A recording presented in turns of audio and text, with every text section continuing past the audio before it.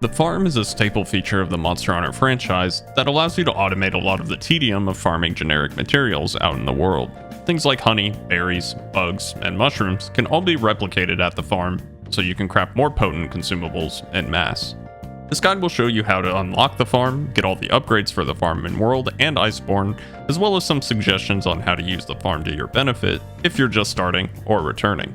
You can unlock the farm relatively early into low rank after completing the main story quest to kill Tobi Kadachi. To begin using it, all you have to do is interact with the NPC, select which item you'd like to cultivate, and this item will be grown indefinitely until you choose to grow something else. Furthermore, you can go into fertilizer and select the corresponding fertilizer for the item type you selected. You don't have to have a fertilizer, but it does give you a significant boost in resources for next to nothing. For beginners, I suggest starting with honey so you can build up a surplus of mega potions early while you're going through the main campaign of the game, and then you'll be stocked and ready for harder difficulties.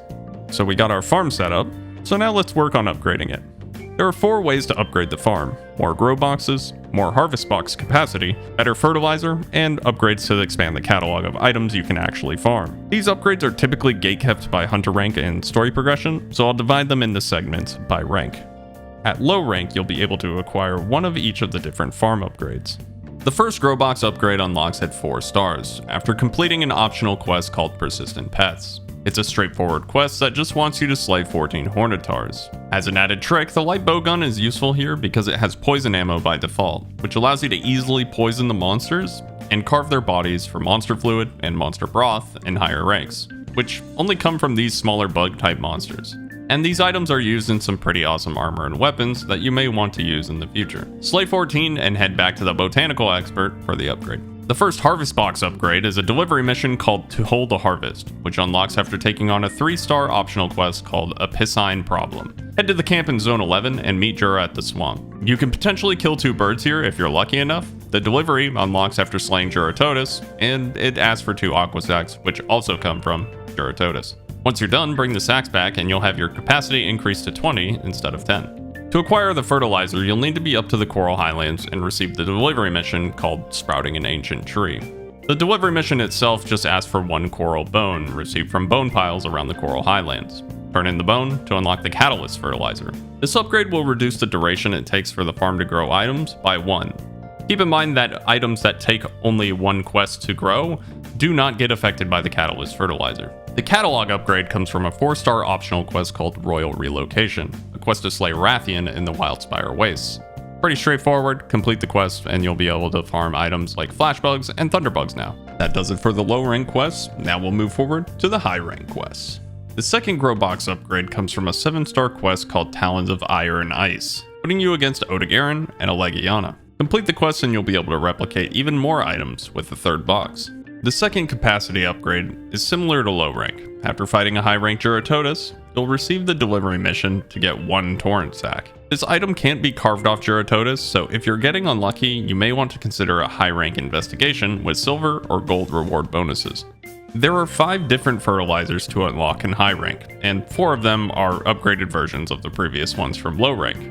These fertilizers are achieved by delivering high-rank materials from monsters that are lower on the food chain, making them pretty easy to do.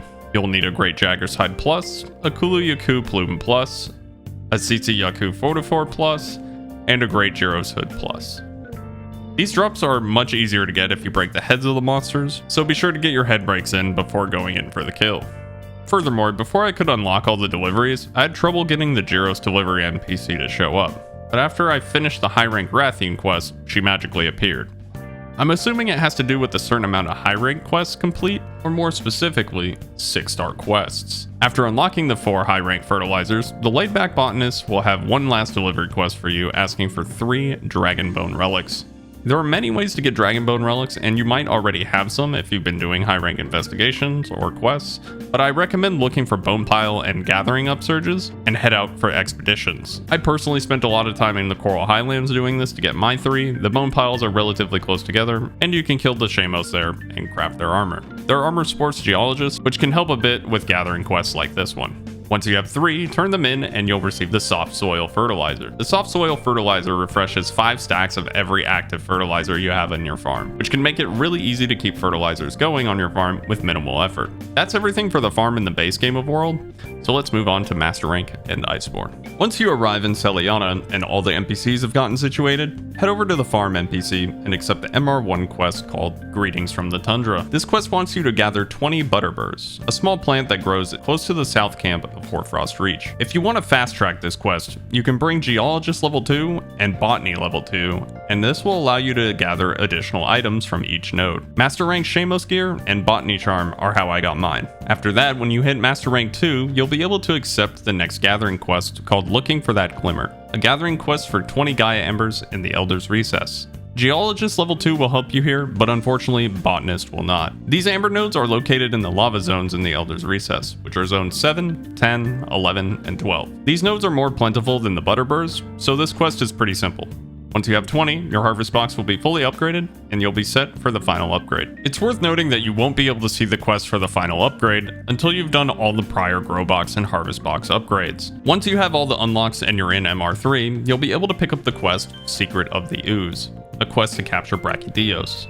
Bring some extra traps, some trank bombs, pick up the extra materials from the blue box, and get to hunting. Once complete, the 4th grow box will become available and your farm will be fully upgraded. Congratulations, you're now the proud owner of a fully upgraded farm in Monster Hunter World Iceborne. And now you can reap the benefits of having insane yields on materials that make things like max potions, life powders, traps, demon drugs, you name it. If the video helped you and you enjoy the content, be sure to leave a like on the video as it helps new players find it and assist them as well. And thank you for watching my first Monster Hunter World video ever. There will definitely be more guides like this and more enjoyable goofy content as well. Take care and have a great day.